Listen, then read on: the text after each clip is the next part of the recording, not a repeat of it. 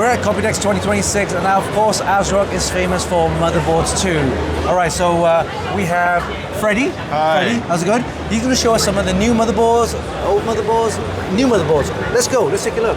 What we have here? So this year we only have the refresh, the entry segment motherboard. Yeah. But we have the cool Taichi motherboard. Yeah.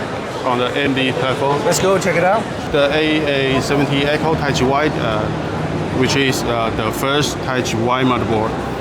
In the past, our Taichi motherboard are usually all black, but we put the white PCB and white connector in the new Taichi White, so we can have the Taichi White ecosystem for the white PCB. Yeah. So this is the new one? Yeah. Taichi White, so X870E.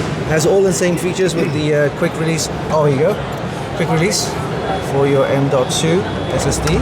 You also have, this is all screwed in, but you have more SSD slots here. Yes.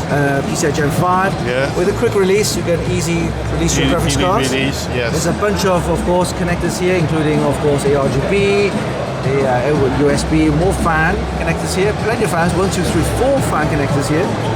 And then over here we have, of course, another M.2 slot, which we can just release here to get you the SSD right here. Right, to give you more SSDs. We also have the power on button reset, diagnostic LEDs.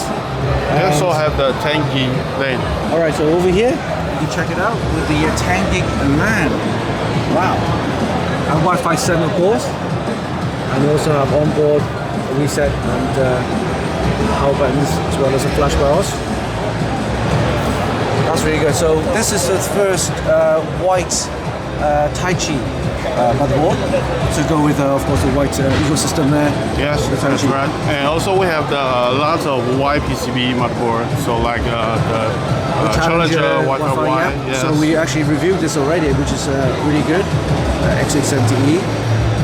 Again, has very similar features. This is the Challenger in the white.